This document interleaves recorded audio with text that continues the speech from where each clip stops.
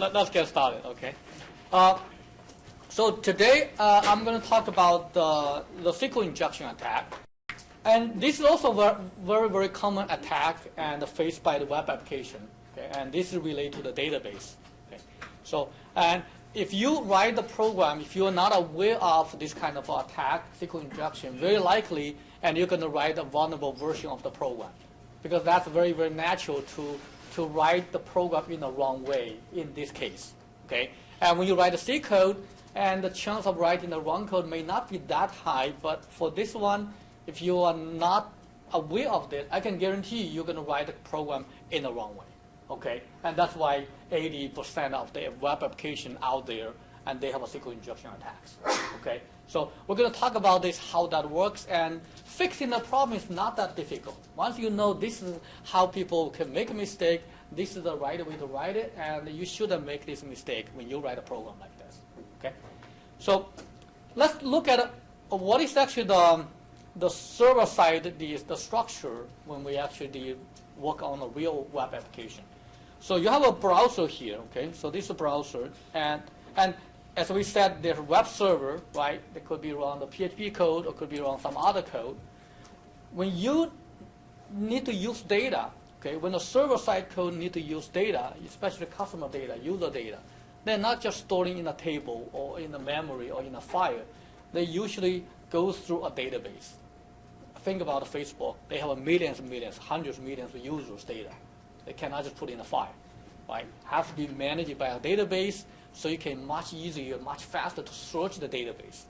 Okay, so that's typical architecture in the backend. So you have a database and you have server, and these two, they don't need to be on the same computer. Okay, and this is a database server has its own entity. Okay, and this database server could be a distributed database, could be just a large computer farm. Okay, many computers. Okay, so now for the application server to use the data, okay, and what they will do is they will just query the database. Okay, they will talk to the database, and the way how you talk to the database, you send a query to database. Okay, so database is sitting there. If you want the database to do something, and you tell them a query. Okay, so this the standard way, the language. Okay, the query language. Okay, the standard the language is called SQL. Okay, so you have to query the database in a particular way. You have to write your code, basically SQL code, and using the particular syntax. Okay, so it's send a query, and database is going to do its query, could be a query, get some information, could be modify some information, but database is going to do that for you. Okay. Once it's done, it's going to actually send the result back to you. If it's a query, you're asking for Alice's data, okay, and the database is going to get back to you. Okay. Now, you don't need to worry about too much in the database because those are the standard database server. All you need to do how do you interact with that, okay? And of course, initially you need to create that database structure. How many tables you need, okay? And for a large database, and you also need to design the database. But that's out of scope of this class. Okay, so we assume the database is already designed. Your job is here, okay, and you want to get information from the database. Okay, so now the way to query the database, the standard way is really you just construct that program. Okay, in here you just construct the program, a string. Okay, so you construct a string, which is a query, SQL query. Okay, just a plain text string. Okay, and then you just give that string to the database, and the database is going to execute that string. Okay, and then send back the result to you. Okay, and that's how it works. Okay, so now in order to understand the SQL injection, we need to just understand a little bit of the syntax. The SQL language is very, very easy to learn. Okay, so yeah, so it's very, very human readable. Okay, and more like a natural language. Okay, so there's three types of SQL statement that we need to be, familiar with. Okay, so, but before that, so the SQL database and the data are organized as tables. Okay, so you have a database. So when you go to a SQL database, okay, in our case we use MySQL Server. Okay, so MySQL Server is already installed on your VM. Okay, if you need to first log in.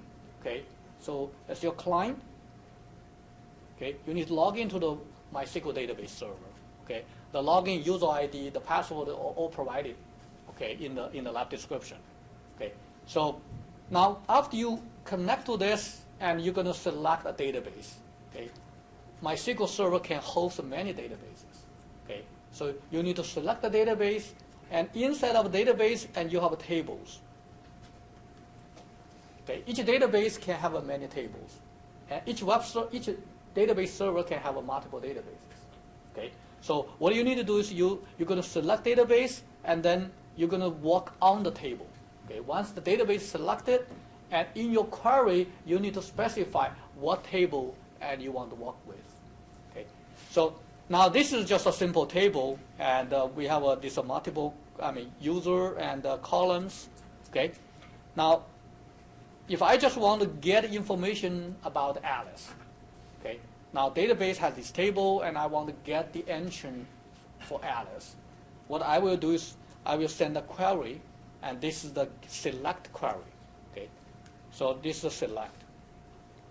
Select, I put a star here, and this one is where you put the column. Which column you want to select?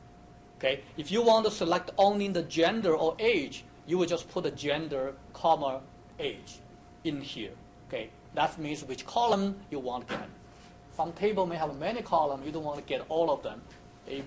You select some column. If you put a star, means you want to select all the columns. Okay, so, and then you need to specify from which table. Remember, every database have a multiple tables. So you need to say, I want to select from this table. Okay, and usually you also have to provide a condition. If without a condition, if you just say select star from user table, it's going to print out everything. Okay, it's going to get everything from the table and for you, but that's not what you want. And most of the time you do have a condition. So that condition is this in this where clause. And so here you are saying I want to get the row with this column, the name column, the value of the name column equal to Alice. Okay, so only give me that row that satisfies this condition. Okay, the database is going to do the query, and eventually it's going to just return this actual row to you, because only this row satisfies that requirement, that condition, which is this column, the name column. Name column needs to equal to Alice. That's the query for the select. Okay, get the record. And we're going to use this a lot. Okay, that's how you get information from the database. And sometimes you need to update the database. Okay, you need to insert a new record. You need to update an existing record. Okay, and there are this additional command for you to do. Okay, so for the update, and you will just say, I want to update which table. Okay, you're going to actually identify the table first. The command is update command. And then, of course, you also need to have a condition. You don't want to update every record, and you just want to update Alice's record. Okay, and then here you specify which column do you want to update. Okay, so that's why you set email equal to this.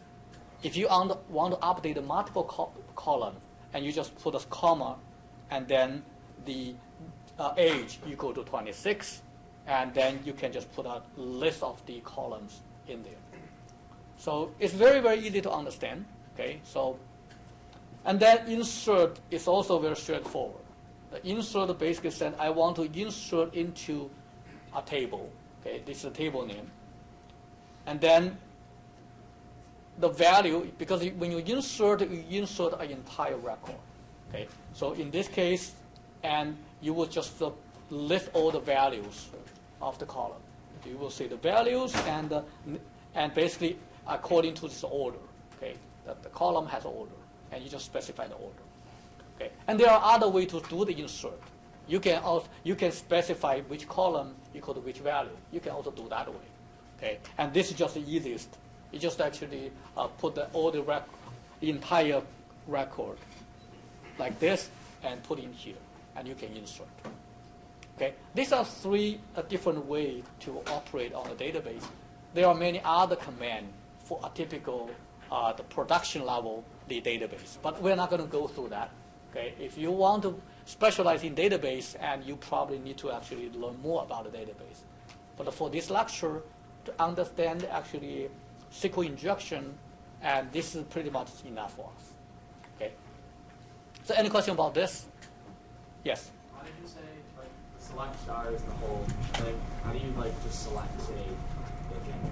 Okay, so if you want to just select the record, so you just say select, and then you will say the name and the gender, age, and then you do the from.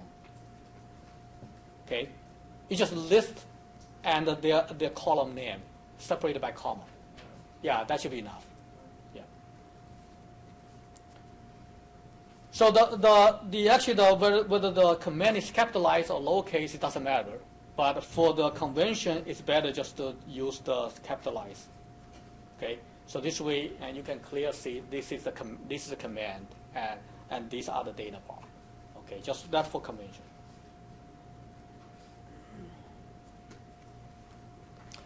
Okay, now we learned how to use the SQL statement, how to write that, and let's see how the SQL statement are actually used in the web application. So I'm giving you an example here. We actually create our own web application. Okay, so but this is a very representative. Okay, this is not just because we want to create this SQL injection lab, we did this, and the way how the application is written is really just to follow the typical pattern. Okay, so here's what you usually see.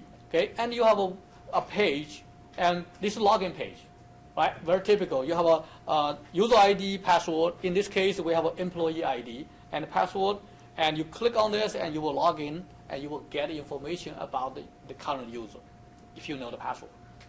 Okay, so now when this form is sent to the server, okay, this form is sent to the server. Once you click this get information, this get request, HTTP request is sent to here. That's going to trigger the PHP code. Okay, I only list just a snippet of the code.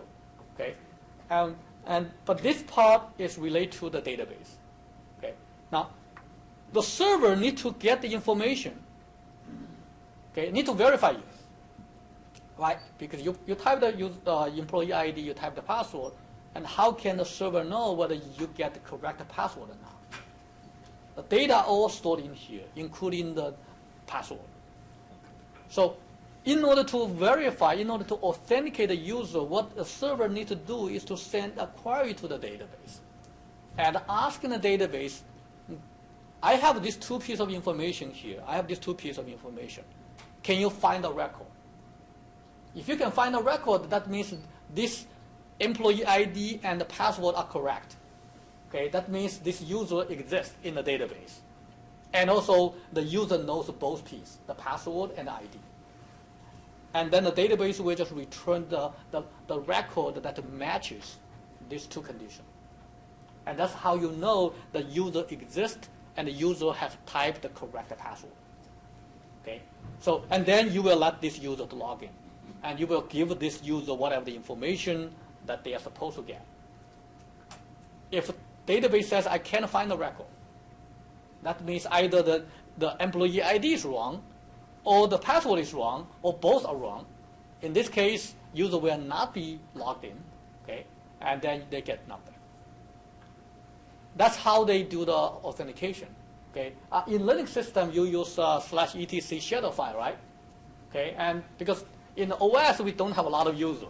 So we can do that inside a file. But we're talking about a web server. They serve millions of users, like Facebook, hundreds of millions of users. And you cannot have this shadow file to do this. They put all of it in the database. And that authentication will be fast. because this database is going to be a huge server, and it's distributed, and it can respond to your query very fast.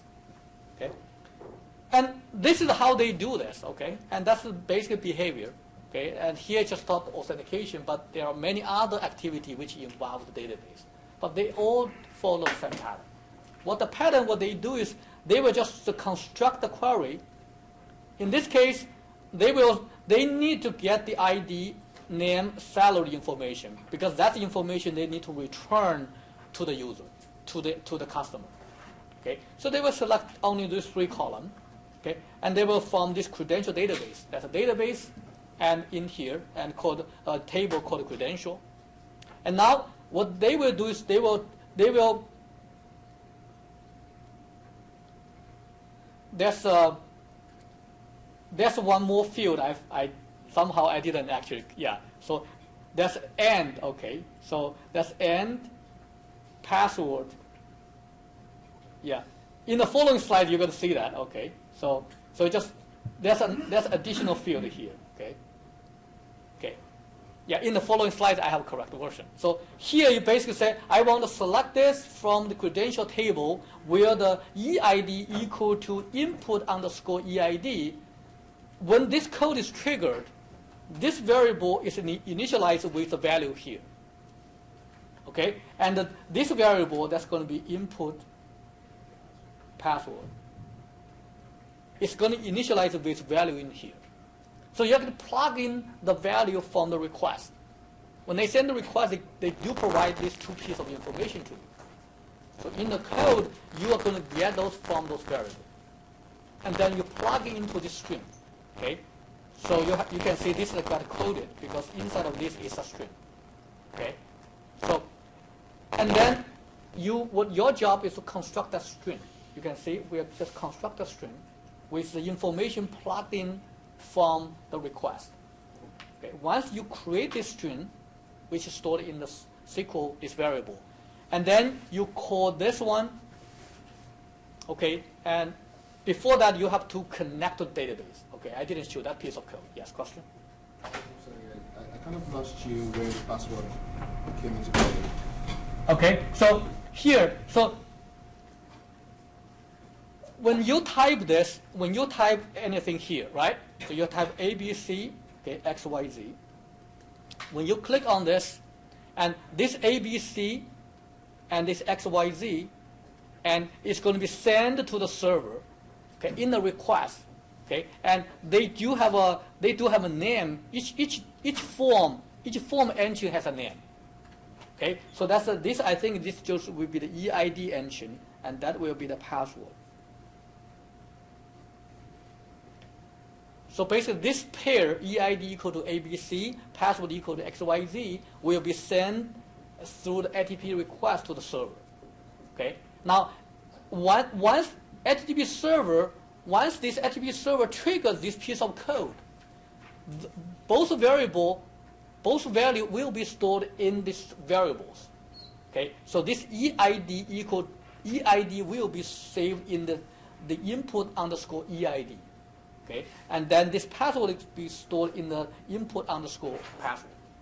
The 2 variable. Okay, so will be actually you can get this 2 variable, the value from these 2 variables. Okay, so when you write the application and you will define the name. Okay, so what you call this is up to the application. Okay, as long as you are consistent, and you should be okay. Okay, so that's how you get the data from the user input and from the browser. Okay, so this is different from actually typing the command line, right? The input. This is different because now user is in a remote machine.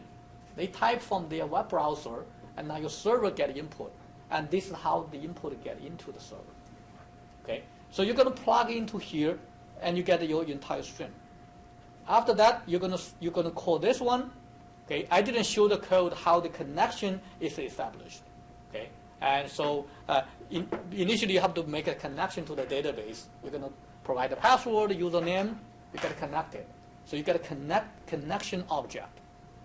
Once you have that one, you just call the query, you provide the string, and you will get the result. Okay, whether the result is empty or not depending on whether that record exists or not. Okay, that's how the programs on the server side interact with the client and interact with the database. Okay, so you don't directly talk to the database. Okay, the client does not directly talk to them. They talk to server. Server construct the query, send to database. Okay.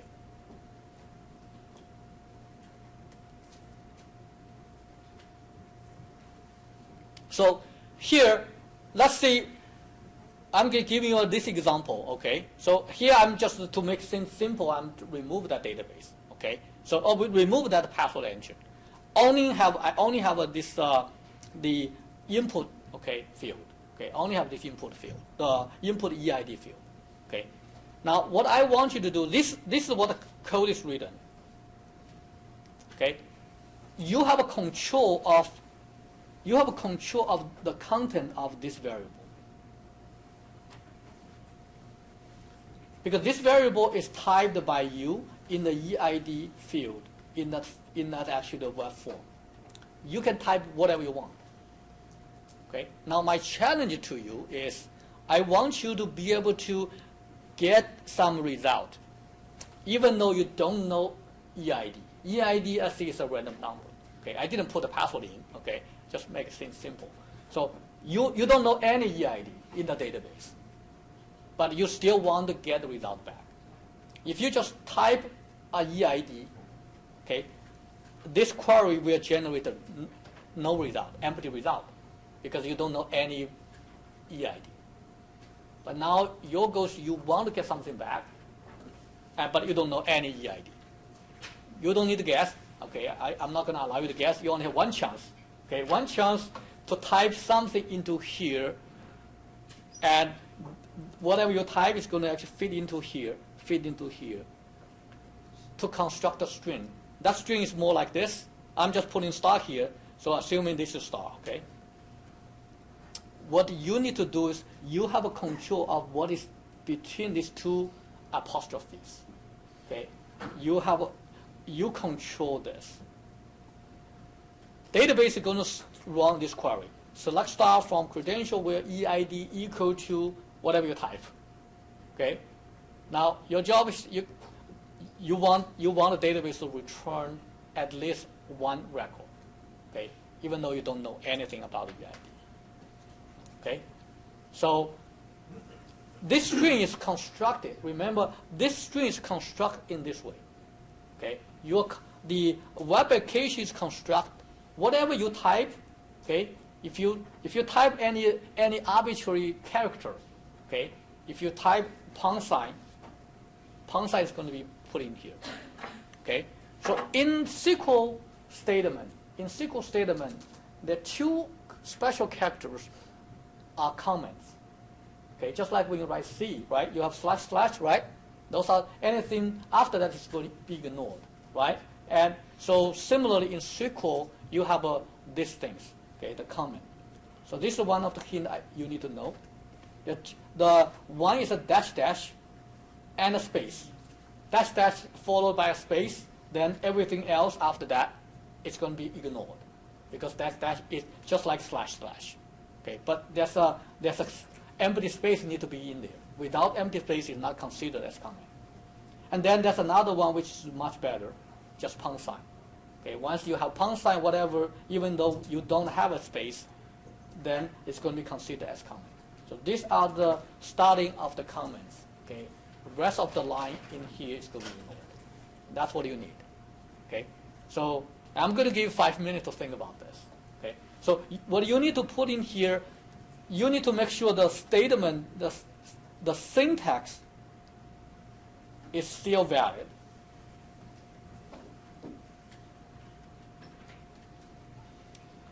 If your syntax is wrong, okay, and the database is not going to run this command. Okay, syntax need to be correct. Second, what you want is you want to make this condition true. That's what you want. You want this condition true for some of the record. Okay, so let's just make it easy for you. You want to make the condition true for any record. So basically, all the records are matching. Okay, the entire database will be returned. Okay, so just make it easy for you. Okay, you want this condition to be true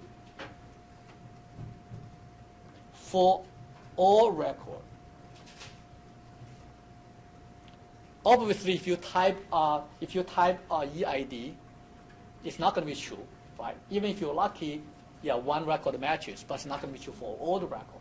You just want to make this condition. This is the condition. Okay. What the database is going to do is going to look at every record.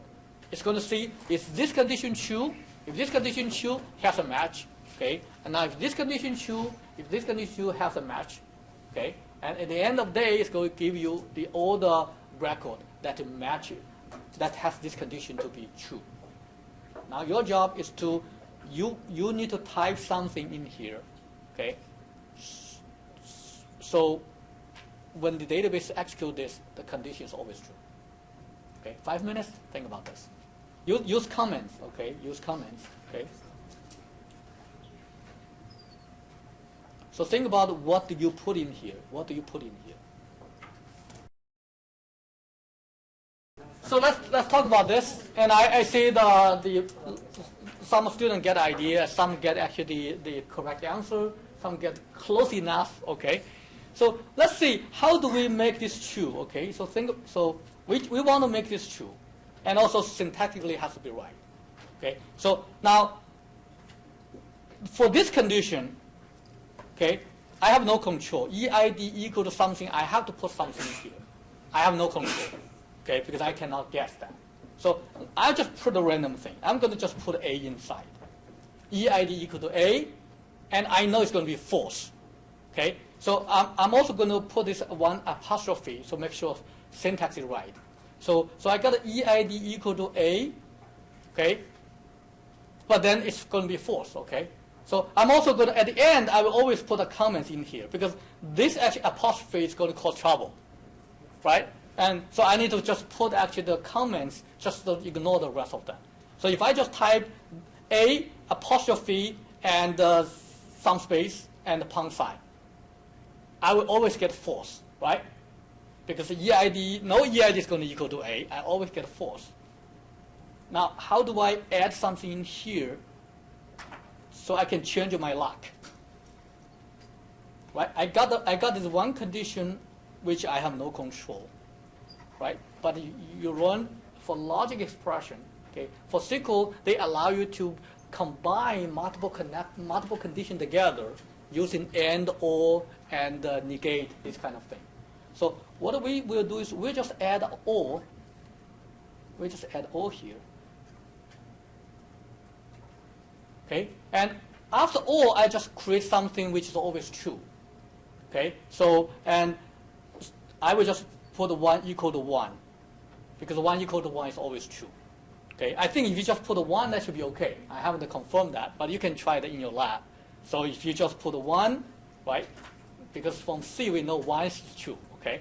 But to be on the safe side, I just put 1 equal to 1, okay? That's why I know, and it's always true, okay? So, and that's all you need to do. You type, basically, this is what you type. Let me just replace it with the green color. Or 1 equal to 1, and then I have this pound sign. So in this engine, what I need to type is this A apostrophe or 1 equal to 1 and a pound sign. Now if you look at this condition, I completely changed the condition now. Right? Now the condition is EID equal to A or 1 equal to 1. Okay? So this is always true regardless of what we have in the first part. That's how you create a condition which is always true. Remember, the database query is going to look at every single record. It's going to decide if this is true, there's a match. Okay, I'm going to return this. So in this case, then all the records, you have a match. And you pretty much dump the entire database. Okay, and that's how severe this problem is. Okay, if you are the one who write a program like this, okay, and you are supposed to return one record to the user, now this user can dump your entire database. That's how it works. Just simply by typing this 1, 2, 3, 4, 5, 6, 7, 8, 9. 9 characters, less than 10. And they get your entire database. Okay? So this is called a SQL injection. Okay? what they do is they inject command into here. Instead of just inject the string, type the string, they inject the or, they inject the pound sign, they inject this. These are the SQL statements, the syntax, right? Those are their program, okay? Because SQL program, this is reserved character or keyword, and that you use for the SQL program. In a sense, you allow the user to provide piece of the code and to the database, and you kind of run user-provided code, not entire code, but partially. Okay, so this is actually the basic idea. Okay.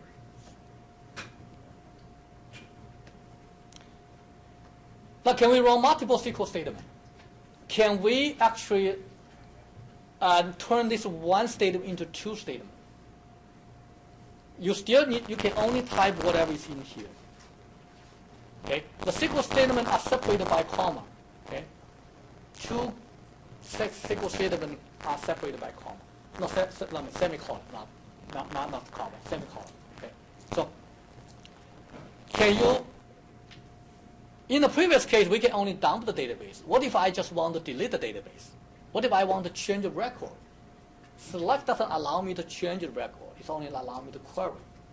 What if I say I want to, I'm not interested in what is returned. I'm more interested in deleting something from the record or create a new account, right? So if I add a new record inside your database, I basically create a new account because that database, it contains actually the user account information. Okay, so how do you do that? Similarly, okay, so in this case now we don't care about whatever the query result is. So we're just going to finish that. So that's where EID equal to empty. Okay, then after that I will just provide the semicolon. Then I'm going to start my new SQL statement, and I'm going to put a pound sign in here, and to get rid of the impact of that apostrophe. For this, you can use update, and you can use insert. Okay, so and that's how powerful that is.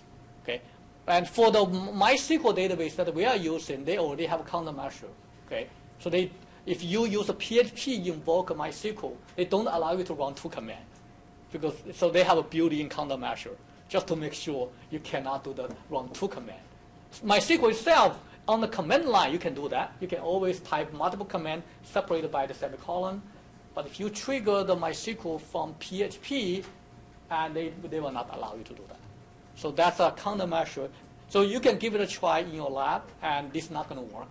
Okay, so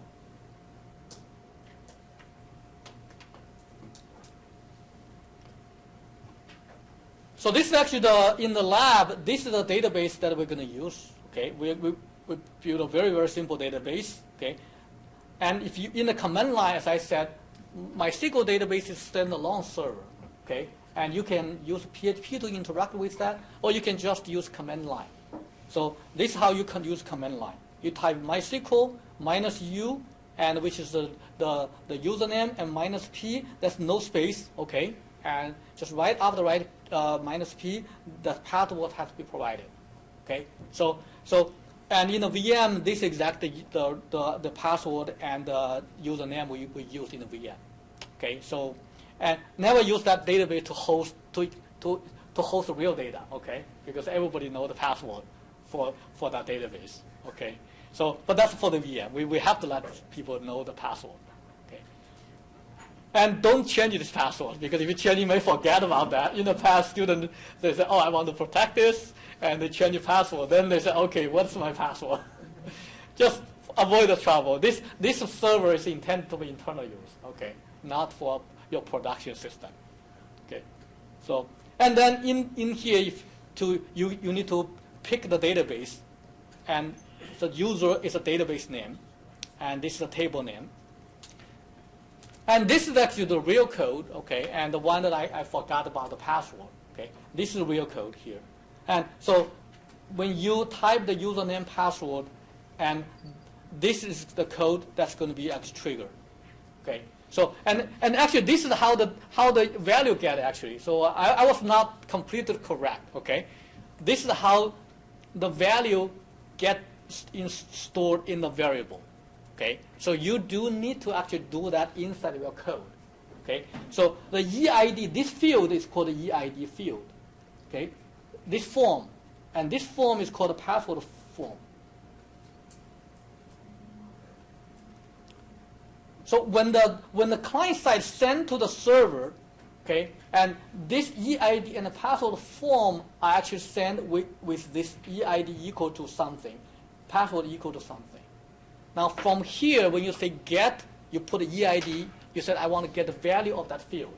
That's how you get whatever you type in here. That is stored in this input EID. Okay?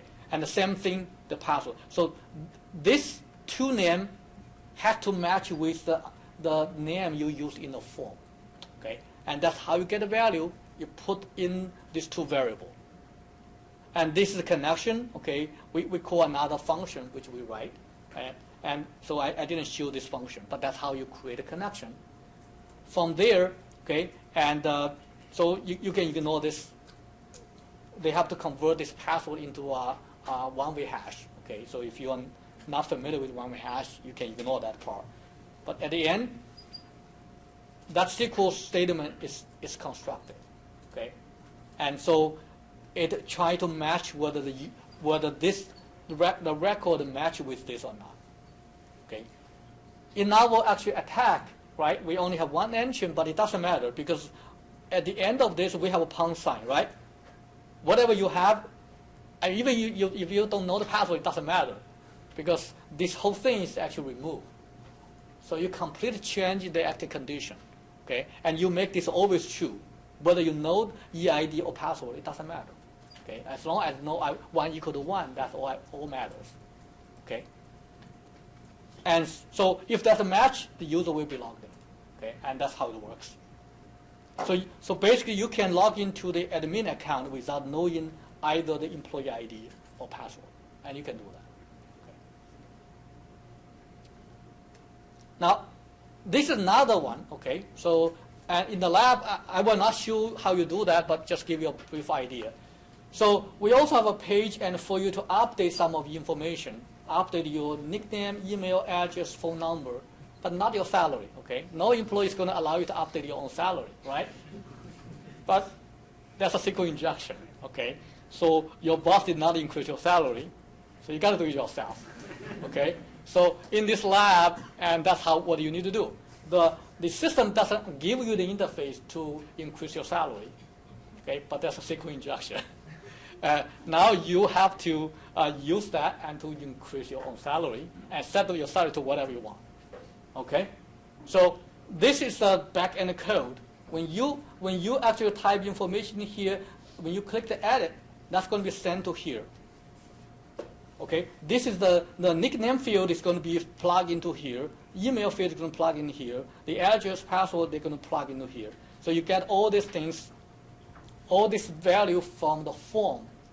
Okay, and now those form is going to be used to construct the SQL statement. And this is the update statement. So it's going to update the credential table and set nickname into this new value, set email into this new value, address, password, but not your salary. Okay? So it can change those things. Now your job in the lab is you need to set your salary. You're not interested in changing the nickname or those things. In this case, the ID part, okay?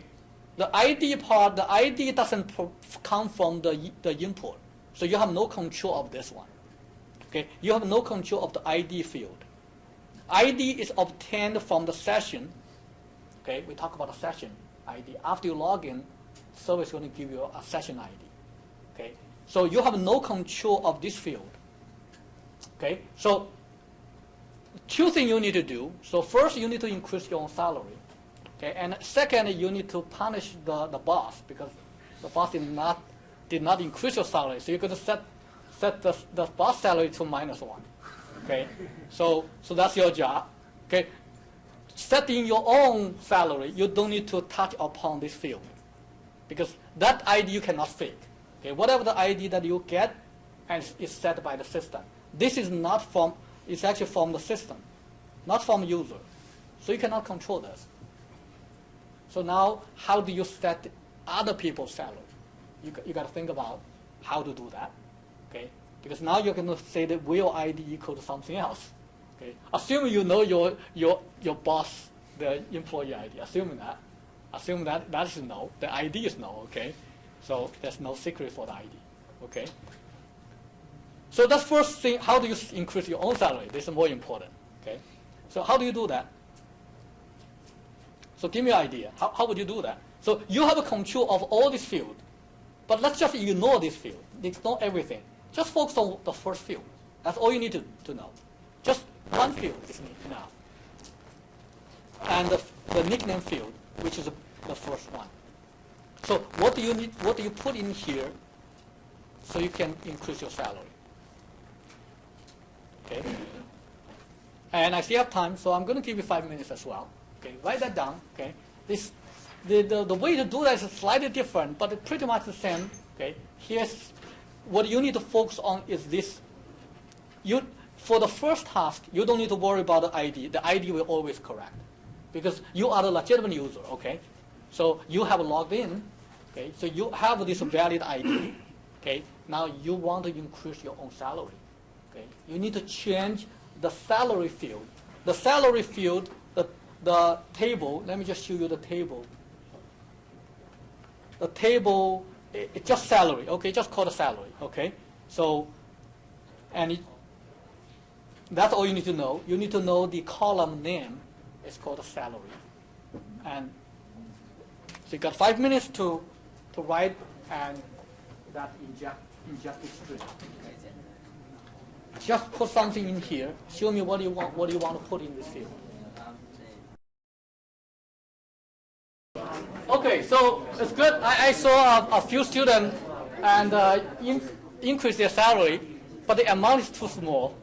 Actually, the idea is quite simple. Okay, so think about this, and we're going to comment out all the rest of them if you want. Okay, so in this field, what we need to do is the nickname equal to nickname. So we're going to change this into nickname equal to this. This is already provided here. Okay, so now whatever I type in here, I will just put the nickname A. So I'm going to actually and I'm going to terminate that. And then I'm going to put this comma to start a new field, salary. And now equal to, so I will just make the 1 million. Okay. Yeah, so I think the comma shouldn't be here. Yeah.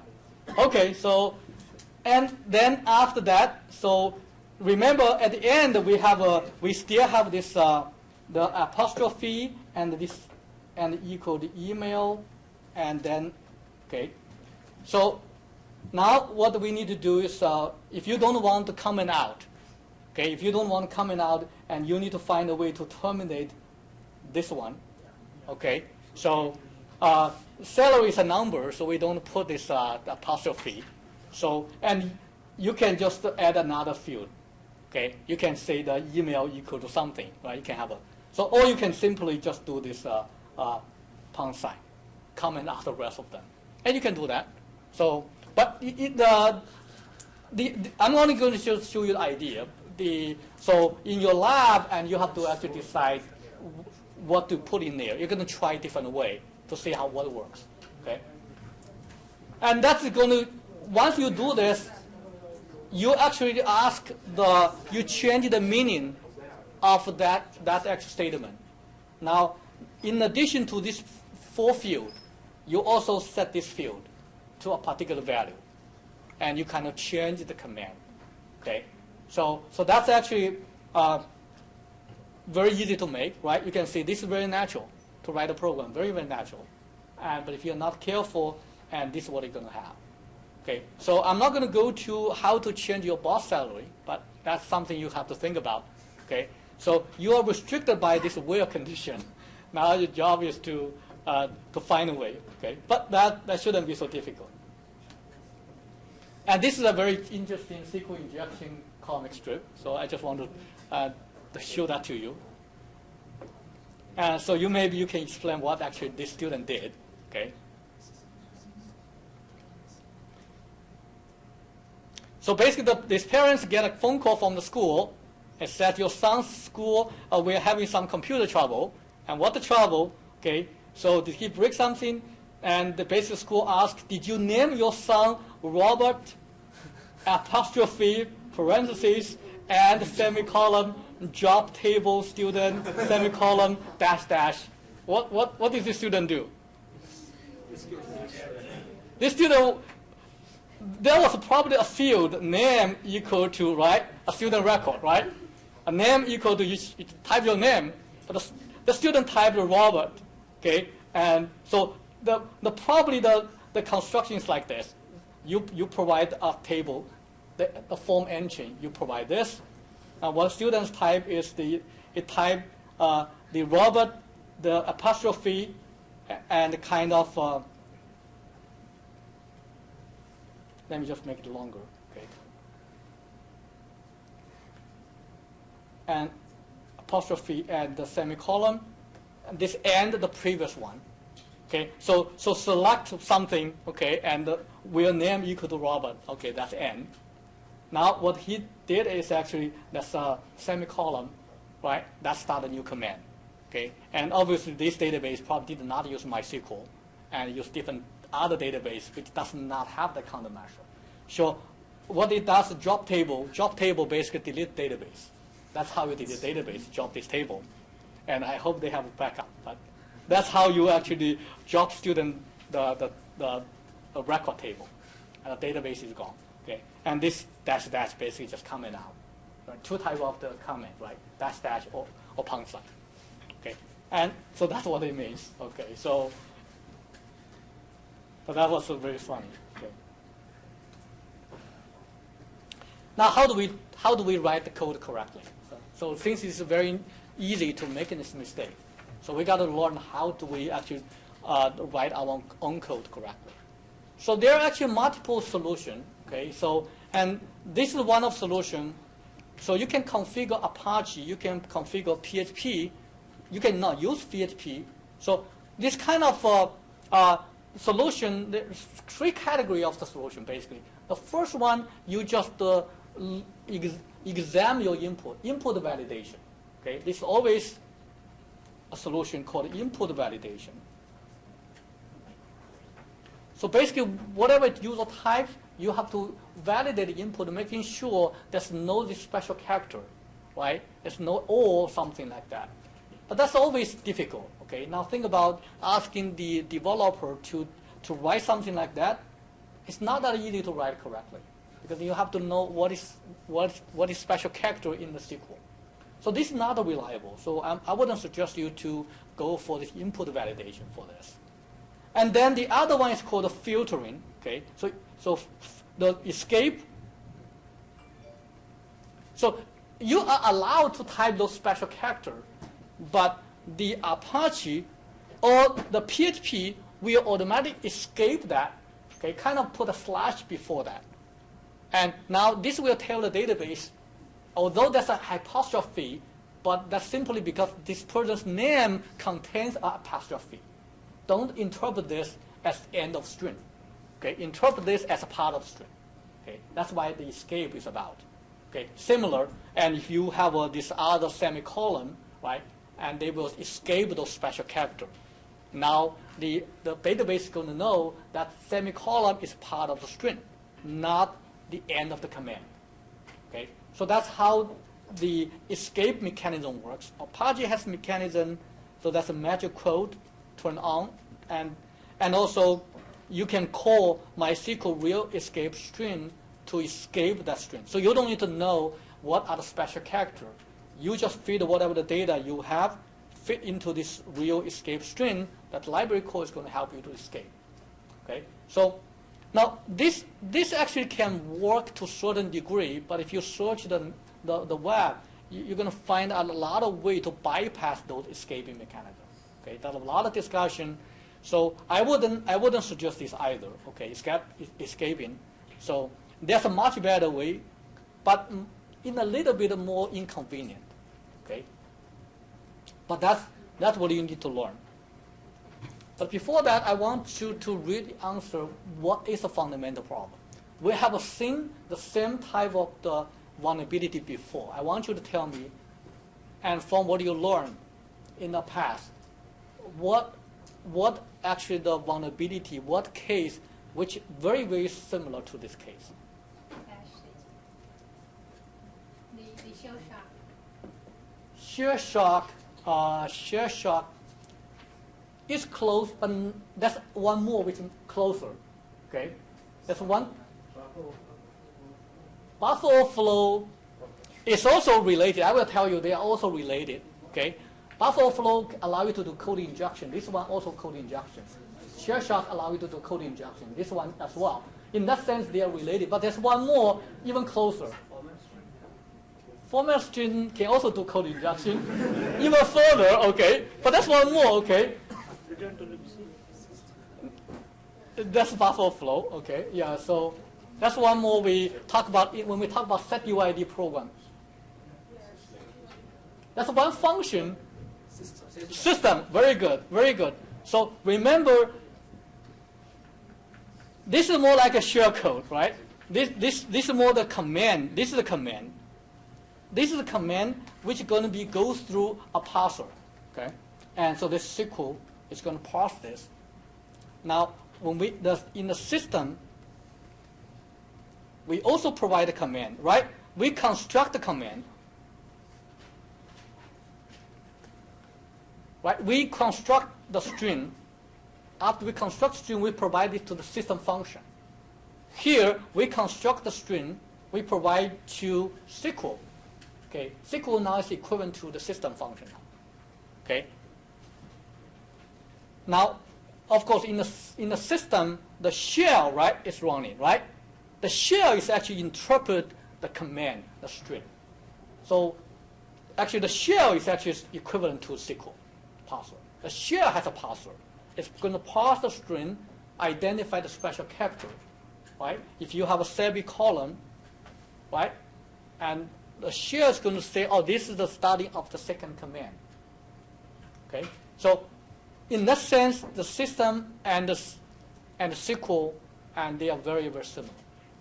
Okay, so now once you know their similarity, so what is the fundamental problems in this? Why system and the SQL, they follow the same pattern? They construct a string. They give the string to either shell or to SQL parser. They are very similar. Okay, but why we have a problem? Why they have a similar problem? Okay. Vulnerability in the SQL parser. So SQL parser, there's no vulnerability. SQL, that's what they are supposed to do. You give me a string, I'm going to execute the string, right? So there's nothing wrong in me, right? It doesn't check the input. So there's a PHP code. The problem is in your PHP code. But SQL, SQL is supposed to run whatever you send to me. If you send me this command, I'm just going to run the command. There's nothing wrong in me. In the system, right? We never blame the shell, right? We never say, oh, the shell has a problem. We blame the use of system. You're not supposed to use system, right? So what is fundamental problem in these two cases? Why these two pattern, this kind of pattern? In the future, you may see some other the practice which follow exact same pattern. Construct a string, fit the string into a parser. When you construct a string, if the string contains a user input, that's where the problem comes. If you don't have user input, it's fine. If you have user input, when the user input and the data, this is provided by the developer, right? In this part of string, it's by developer inside of code. But this part is provided by the user. When this part and this part are mixing together, that's called the problem. So let's think about what developer is expecting. What is the developer expecting here? Do they expect the code or do they expect the data? They expect the data, right? So no developer is going to say, okay, I'm going to ask you to type code. They don't. But by doing this, there's no enforcement.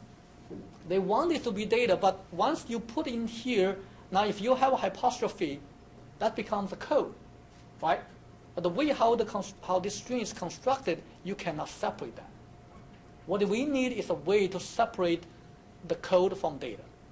How do we solve the problem with system? How do we solve that problem? What is the solution to solve the problems caused by the system? Exact V, right? Why exact V is safe? Exact V has 3 parameters, right? What is first parameter?